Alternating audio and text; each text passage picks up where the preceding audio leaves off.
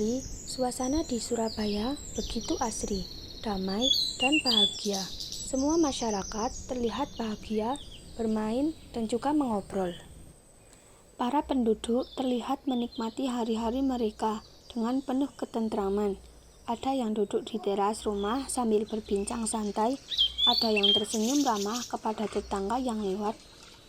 Kehidupan berlangsung perlahan, namun penuh kehangatan.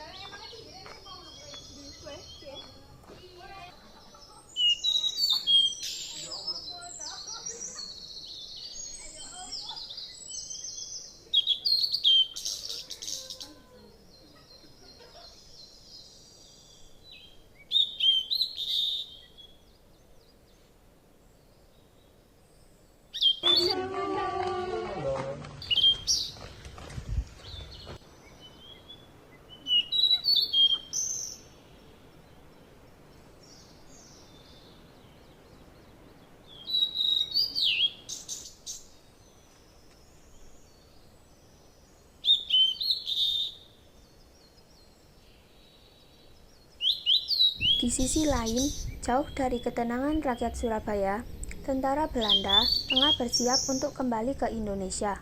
Kapal-kapal besar mulai dipenuhi serdadu yang membawa perlengkapan militer lengkap. Sementara deretan senjata disiapkan dengan penuh kewaspadaan. Dan kita jadi berangkat. Tentu saja. Baik, Dan. Setiap langkah, mereka menunjukkan bahwa kedatangan ini bukan sekedar perjalanan biasa, melainkan misi untuk mengambil alih kembali kekuasaan. Setibanya di Indonesia, para perwira Belanda segera menyusun rencana besar, memindahkan administrasi pemerintahan yang sebelumnya dipegang Jepang untuk kemudian dikembalikan ke tangan Belanda. Ruang-ruang pertemuan dipenuhi pesta, dokumen, dan strategi yang disusun dengan cepat.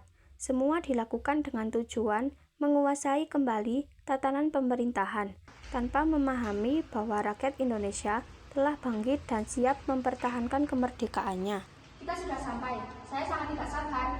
Tentu, saya juga tidak sabar. Menurut saya, kita langsung saja pindahkan datanya sekarang.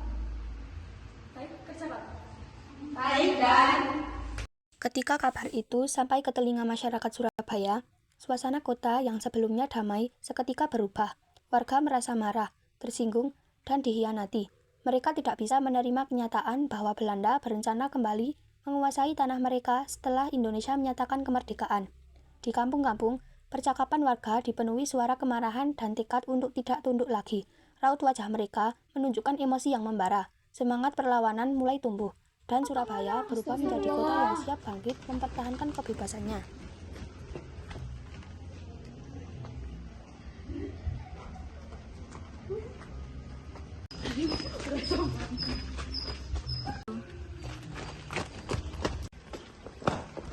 Apa? Londo tekone. Astagfirullah. Sementara itu, para pemimpin dan prajurit Belanda terlihat tengah memantau berbagai proyek yang ingin mereka bangun di Indonesia. Dengan membawa peta, dokumen rencana, dan catatan strategis, mereka meninjau lokasi-lokasi yang dianggap penting untuk kepentingan pemerintahan dan militernya.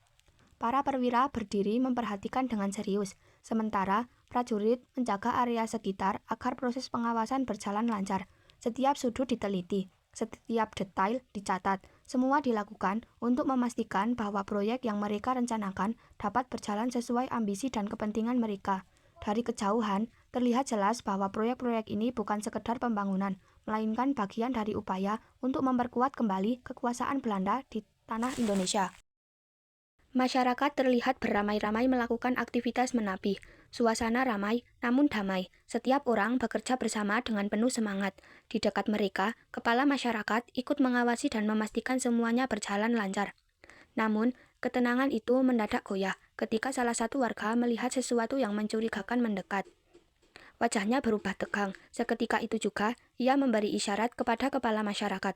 Menangkap tanda bahaya tersebut, sang pemimpin menoleh ke belakang dan berteriak lantang, "Serang!" Suaranya menggema dan membuat seluruh warga spontan menghentikan aktivitas, bersiap menghadapi ancaman yang datang. Dalam sekejap, suasana damai berubah menjadi siaga penuh, menandai awal dari perlawanan yang tak dapat dihindari. Serang!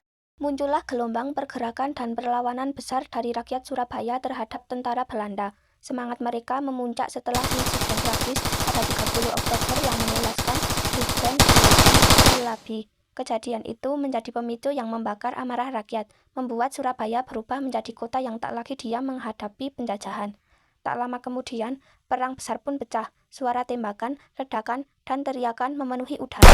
Warga, pemuda, dan para pejuang berjuang habis-habisan mempertahankan tanah mereka.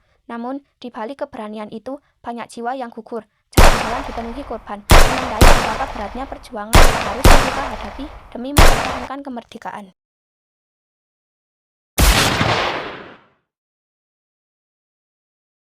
Di puncak Hotel Yamato, tiba-tiba berkibar bendera Belanda, merah putih biru. Rakyat Surabaya terkejut dan marah. Bagi mereka, itu bukan sekedar kain, melainkan penghinaan terhadap kemerdekaan yang baru sebulan diproklamasikan. Loh, kok ada bendera Belanda? Enak wae, Indonesia harus merdeka. Masa seenaknya masang bendera Belanda? Para pemuda Surabaya tidak tinggal diam. Tokoh seperti Budi Utomo masuk ke dalam hotel untuk meminta penjelasan kepada pihak Belanda. Namun, pihak Belanda tetap menolak. Ketegangan berubah menjadi adu fisik. Di tengah keributan itu, perwakilan Belanda, WWCH Blackman, tewas. Woi, Belanda! Betul! Ada apa yang ribut? Kowe kudu ngajari kemerdekaan awak dhewe yaitu Indonesia. Kami tidak mengakui Republik Indonesia, ini wilayah Belanda. Arek-arek Surabaya menyerbu hotel. Mereka naik melalui tangga sempit menuju atap, melewati perlawanan penjaga. Gak usah menunggu, ayo kita rebut benderanya. Ayo.